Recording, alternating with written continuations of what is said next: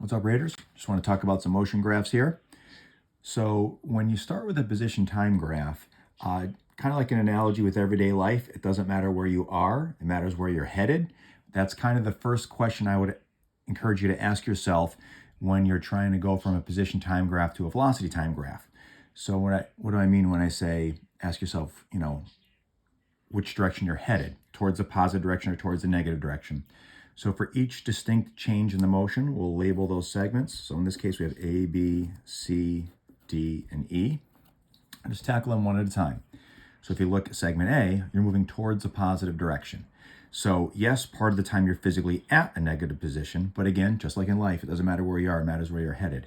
The entire time during segment A, you're headed towards the positive direction.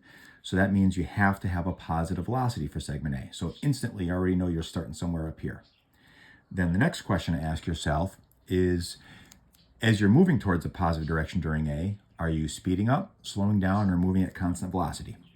Well, if you look at the rate of change of position, at the end of segment A, it's a very steep rate of change there, very steep change in position, very steep slope.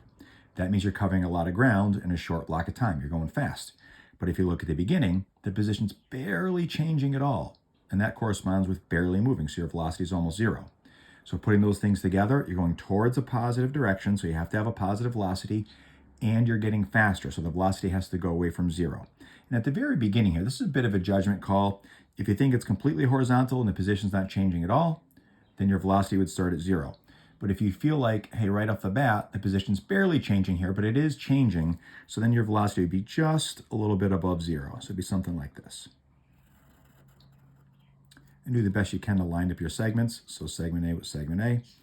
And then if you look at segment B, you're continuing to move towards a positive direction, so you have to have a positive velocity. But if you look at the rate of change of position at B, a couple things to notice. First of all, notice it's linear, constant rate of change or slope, unlike A. So if your position changing at a smooth, steady, constant rate, that's going to be caused by a constant velocity. And if you look, this rate of change or slope is more gradual than it was at the end of A. So it's going to be a positive velocity just like it was during A, but it's a slower velocity than at the end of A. That's why your position changing more gradually for B than it was at the end of A. So that's going to be like this. And then if you look at segment C, you're at a positive position, but your position's not changing at all. If your position's not changing at all, it's because you're not moving. So your velocity is zero there. And anytime you have an abrupt change there, just use the vertical dotted segments to highlight the fact that, hey, we're not zoomed in enough to see that transition. And now segment D, this is the first time you're moving towards the negative direction. So now you're going to have a negative velocity for segment D. And then ask yourself the question, all right, is it speeding up, slowing down, or moving at constant velocity? Well, this is nonlinear rate of change of position, so your velocity is changing.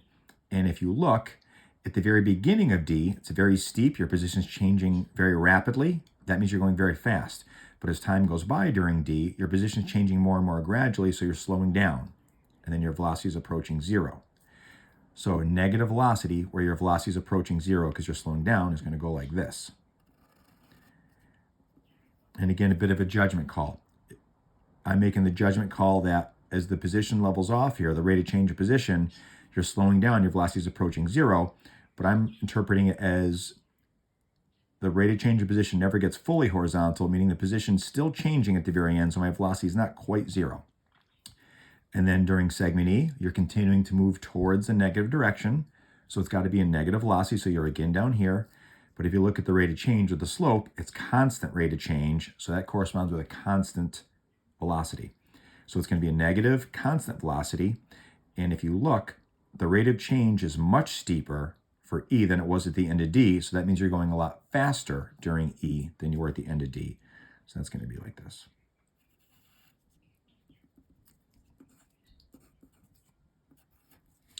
Now the acceleration time graph, remember acceleration is the rate of change of velocity. And when you're in the graph world, that phrase rate of change, that should trigger for you slope. So all you got to do when you want to go from a velocity time graph to generate the acceleration time graph that goes with it is analyze each VT segment by itself and ask yourself the question, okay, is the slope of this segment positive, negative, or zero? Notice I put the emphasis on is the slope of the segment positive, negative, or zero. So it doesn't matter if the velocity values themselves are positive or negative. It just matters if the slope of them, because acceleration is the rate of change of velocity, so it's all about the slope. So the slope of segment A is positive, so it's a positive acceleration. The slope of B, if you think slope is rise over run, well, there is no rise with a horizontal segment, so the slope of segment B is 0, so the acceleration is 0. The slope of segment C is also horizontal, so it's 0. So if the velocity is constant during B and C, that means the acceleration is 0. The slope of segment D is positive, so that's a positive acceleration value. And the slope of E is 0, so that's an acceleration of 0. And just to think about the logic to this, if you have a positive velocity, it's getting faster because the velocity is going away from 0 during segment A. Well, that means you have to have an acceleration working with this velocity and helping it. That's why it's getting faster. And sure enough, a positive acceleration is in the same direction as a positive velocity. Well, now if you look at segment D, that's another segment of positive acceleration. But notice it goes with a negative velocity. Well, a positive acceleration would work against a negative velocity. That's why the negative velocity is slowing down. The velocity is approaching 0. All right, let's take a look at another graph trio here, but in this case, we'll start with the velocity graph. So the questions you ask yourself are a little bit different than when you start with a position graph like in the last one. So with a position time graph, I said if you start with a position time graph, with each segment, you ask yourself the question, which direction is the person moving towards? Because that'll tell you if your velocity is positive or negative. Well, if you start with a VT graph, you already know if the velocity is positive or negative. So kind of flipping that other side of the coin, if you look at segment A here, you know these are negative velocity values. So that means the person has to be moving towards the negative direction. Now, when you have to go backwards to make a position time graph, you don't know where the starting point is. You don't know the object's starting position. And it doesn't matter. All that matters is you start moving in the correct direction. So if this is a negative velocity, you have to be moving towards the negative direction. And if you look, the velocity is approaching 0, so the person's slowing down.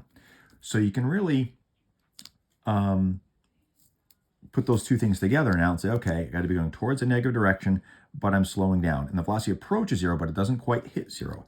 So that would be something like this, where it's a nonlinear rate of change of position, where you're going towards the negative the entire time, but the rate of change is getting more gradual as time goes by because your velocity is approaching 0.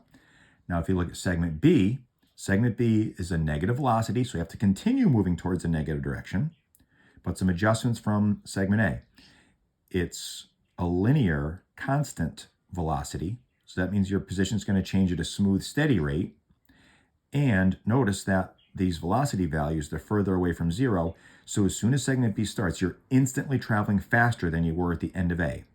So that would be something like this. And notice the way that I drew that there, the transition from A to B, it didn't come out perfectly when you're doing it by hand, so feel free to add little explanatory notes. You can just kind of put little clarifications. B, steeper than the end of A. That's a good little explanatory note to highlight the fact that, hey, the way I drew it didn't quite match up with what I intended there.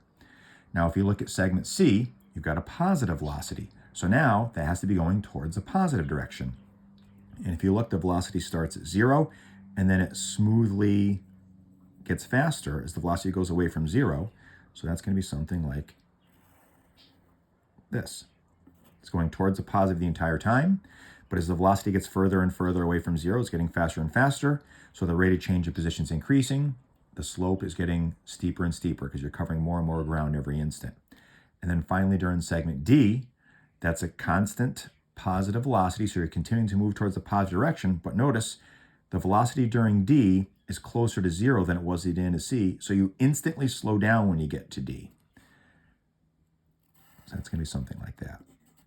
And notice the way I drew this here, I happen to cross the t-axis, but remember, crossing the t-axis on a position time graph doesn't mean anything in terms of a change in your motion. It just means that you happen to move past the reference point from which you're measuring everything from. So finally, the acceleration time graph here. Again, acceleration is the rate of change of velocity. So for each VT segment, just ask yourself the question, is the slope of that VT segment positive, negative, or zero? Well, the slope of segment A is positive, so that's a positive acceleration. The slope of segment B is 0, so that's an acceleration of 0.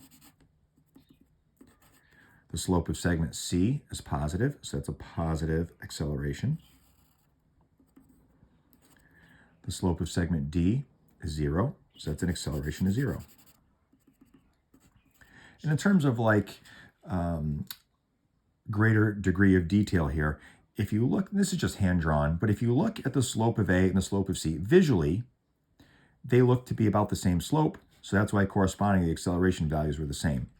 If A or C, if one was noticeably steeper than the other, that would correspond with a greater acceleration, but that's kind of, a higher level of detail that when you're just sketching it, it's hard to kind of get all those details. But again, just to kind of summarize the thought process behind why this makes sense, if you look at VT segment A, these are negative velocity values that are slowing down. They're approaching 0. So that means something has to be making them slow down. So something has to be working against that negative velocity. Well, a positive acceleration will work against the negative velocity, and that's why it slows down. Now look at segment C. That same positive acceleration will work with a positive velocity, and that's why the velocity during C gets faster, going away from 0. All right, raters, if you have any questions, contact me.